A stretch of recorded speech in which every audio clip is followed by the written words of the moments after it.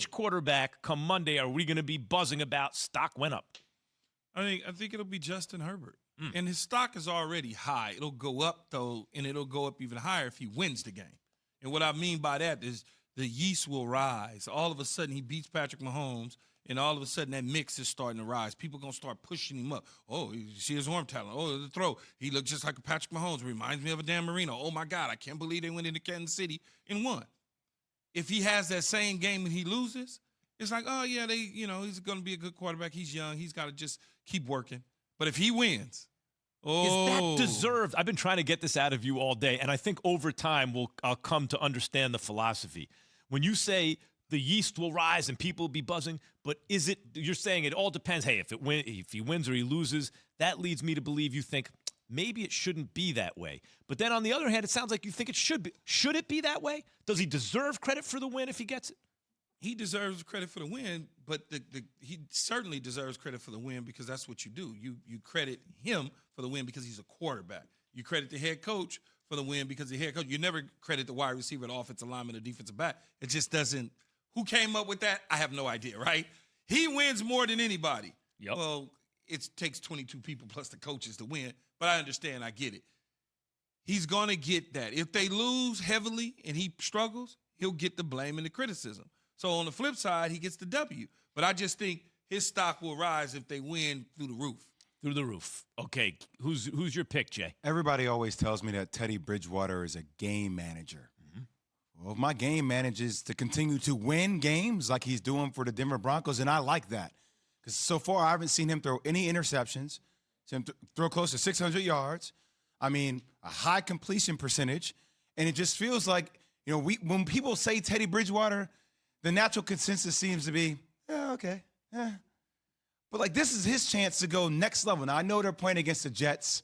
I know Key has a lot of money bet on this game, our little internal bet.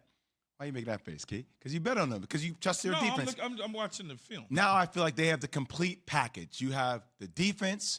You have Pat Shurmur, who's leading the way with Teddy Bridgewater offensively. Former Giants head coach. Yes, keep reminding me. Can I just clear something up? You're not saying Key has a lot of money personally bet on this game and there has an interest. With their You're own saying internal we bet. do, as a show, fantasy bet, we do fantasy bets with a bankroll of yes, $100 fantasy dollars to start. Fantasy money. Yep. That is correct. Yep. Thank you, Max. Okay. I don't bet on sports. This is a game we play. You're allowed to. Inside. Even if you did. You're allowed to but now. just to You're be allowed clear, to now. yes, continue. I'm sorry. You're allowed to now. It's okay. Yeah. I just feel like this is a chance for Teddy Bridgewater to continue to elevate the way people look at him in the National Football League. I think that's a great pick. It's so funny though when you look at Teddy Bridgewater's career and the way he was drafted, how he led Minnesota, Pro Bowl rookie, all those things, and then now he's a manager now on his fourth team. It's crazy how he once was the proud leader of a franchise in Minnesota. An ACL tear has him now with the Denver Broncos in after this day and stops age at 3 different places. In this day, and that was the thing with him coming out of college. He's slightly built. Can he withstand the punishment of the NFL through a pretty spiral? But in this day and age, if you don't show that you're dynamic out the gate, and you get hurt kind of early, the bloom comes off the rose, you're a journeyman quarterback. See, you know what's interesting about what you just said before we get to your pick, Max, is I've always been a believer is how you come into the league. Is the way people will think about you while you're in the league. 100%. If you come into the league with this narrative, oh, he's the last pick in the first round, he's more of a second-round guy. They took him and reached him, and you just play at a certain level, and you don't take it all the way up to a whole nother level, and you just play at a level that if you were taken as the 5th pick, that level that you playing at as a second rounder, they would be like, oh, my God, he's so good as the 5th pick. Do you think it's that, or do you think you have more time to get there? Like Bridgewater, let's say he was the first overall pick in the draft. Maybe they'd have given him, okay, he's getting better. Got hurt, but he's back now. They certainly would have given him more time. They'd give him more time, right?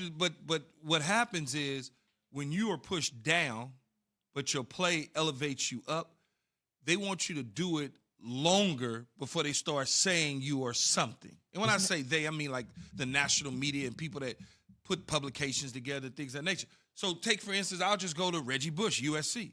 Reggie Bush had a hell of an NFL career, man. Yeah, he's a good player. Do you realize that? Yeah, but he wasn't what he was in college, but he's a good player. But see, See that's how what- you said that?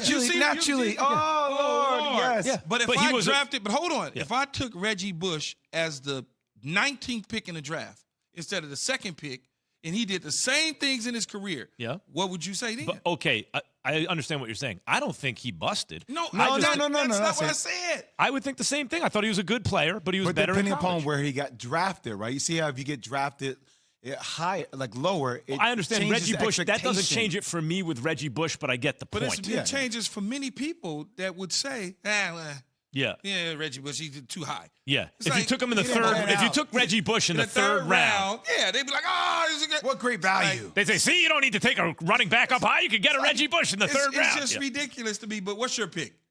Daniel Jones. They're playing the Falcons. Daniel Jones has looked, by the way, the offensive line, still not good. Although Andrew Thomas, I'll forget about Chase Young for a second, very athletic, quick. Andrew Thomas has looked pretty good to me by and large. Don't let one or two highlight plays where he gets beat, change. He's looked pretty good this year. But the line is not great, right? Daniel Jones has been, I got to say, he's been excellent.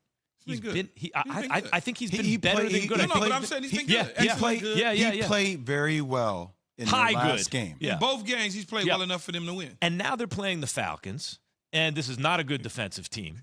And I think Daniel Jones What if with they lose? another Please, Lord, game. Stop. Don't do it, Key. And by the way, they beat Washington and then had it taken away. Like, they're due to win a game. I think the Falcons a good game for them to win. Why did it get Thanks for watching ESPN on YouTube. For live streaming sports and premium content, subscribe to ESPN Plus.